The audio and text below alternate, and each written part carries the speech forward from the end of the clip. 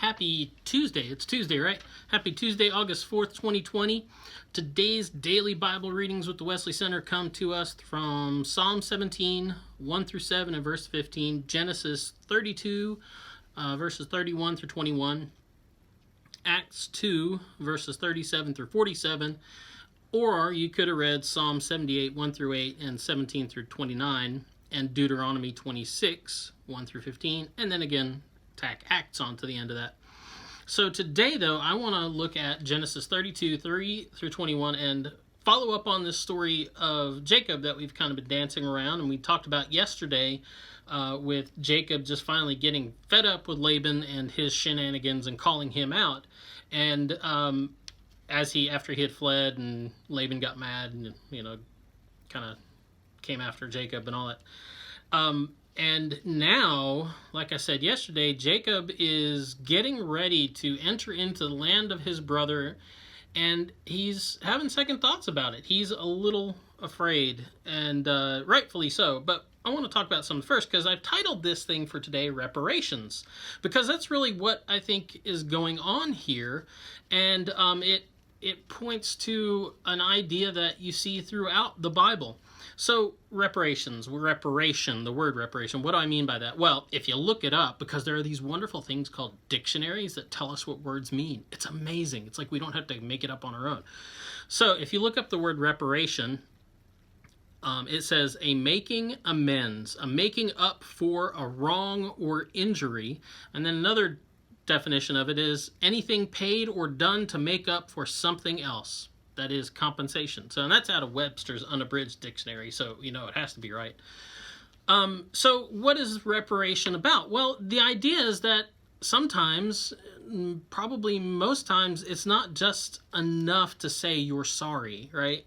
When you really have wronged somebody, really hurt somebody, really taken a part of their life away, it's not just enough to say, you're sorry, gee, that was bad on me, my bad, sorry about that, please forgive me, and go on.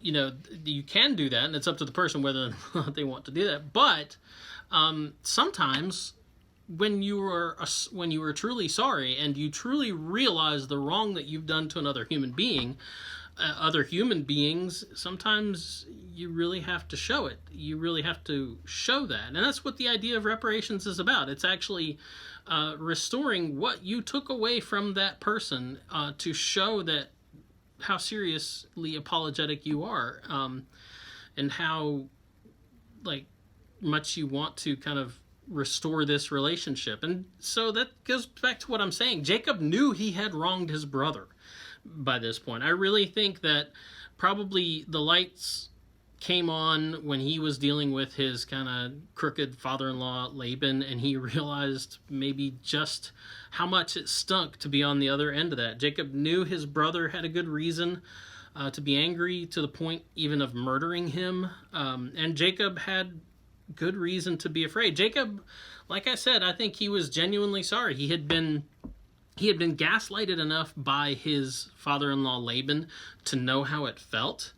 And so he is here getting ready to cross into his brother's territory, and he realizes that he needs to actually show that he wants to live in peace with his brother. And so he sends portions of his wealth on ahead of him. It's not like he just sends him a check for $20 and says, oh, here, this should cover that pot of stew I cheated you into eating and our birthright and our relationship with our dad. No, he sends huge chunks of his wealth that he has gained, portions of his herds, and sends them on ahead of him with the directions that, if you meet my brother and his people and they want to know who you are, what you're about, and where you're going, you tell them that you belong to me and give them this. And he says, it's a gift for Esau in the hopes that he will accept me, right? The end of the day, I think he wants to restore this relationship. Now, it's questionable because they part ways pretty quickly. I think Jacob realizes that he maybe better not press his luck. But the goal is to have this relationship restored, and at least maybe practically, just so he doesn't always have this fear of his brother hunting him down, hanging over his head. But he says, I'm going to send all this to him in the hopes that he will accept me. You know, and this is the thing. Jacob has guilt. He has fear. But in the end, he also has hope that the relationship will be repaired through making this reparation. Because when you think about it, really, in stealing that birthright, he really was messing with his brother's future. And so this is, maybe for him, represents what he felt he had taken away from his brother. So, and that's what it comes down to. Reparations are really about relationships. So let's look at it this way. Let's talk about this tax collector guy that we read about in Luke 19, if you want to go look it up. But it's this guy, you know, Zacchaeus, who was a wee little man. A wee little man was he, right? Climbed up into a sycamore tree to see what he could see. The great Sunday school song aside, Zacchaeus, who was on the outside, who had no relationship with his neighbors really.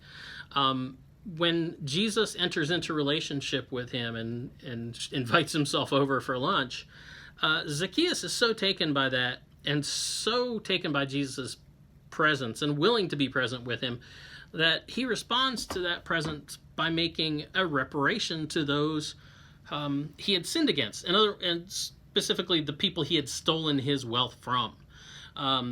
So he makes reparation to them by giving his wealth to the poor, and then he says, and anybody I cheated, I will pay back 4 times the money I've taken from them.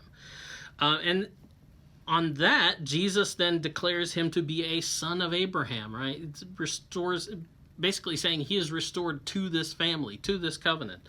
And that's, like I said, Luke 19. Now, Zacchaeus isn't making this up on his own, this idea that he needs to pay back the people he stole from, because that's what a good observant Jew should do according to Leviticus. So if you go look at Leviticus 6, didn't think you're going to have to read Leviticus today, did you? Woke up thinking, well, at least I don't have to read Leviticus. You do.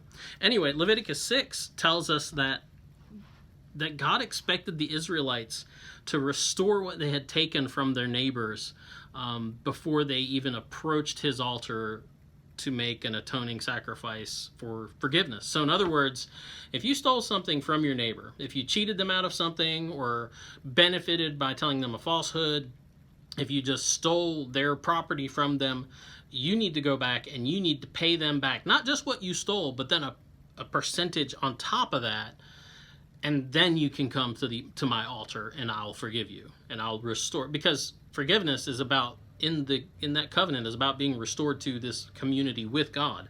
And so that's the deal. Like, you can't just say you're sorry, or you can't even just go to God and say, I'm really sorry about what I did to Jim over there. No, God's going to be like, well, did you take care of things with Jim first? Now, okay, maybe you're saying, well, we don't really have to worry about Leviticus anymore. Well, first of all, Zacchaeus apparently was, and Jesus responded to that. And then Matthew 5:23, which we call the Sermon on the Mount, right? Jesus says this. He says, therefore, if you bring your gift to the altar and there remember that your brother has something against you, leave your gift there before the altar and go your way. First be reconciled to your brother and then come offer your gift. So, reparation, this idea of it's not just enough to say you're sorry. You actually have to work to repair that relationship. Reparable relationships is what this is about. It's about relationships between us and our neighbors. It's about the relationship between us and God. And because, let's look at it this way, if we aren't willing to make those reparations to a brother or a sister, why should God take our cries for forgiveness seriously? And why should we expect to be restored to his covenant and relationship with him? So, anyway, that's the DBR for today. We'll see you tomorrow. Have a good day.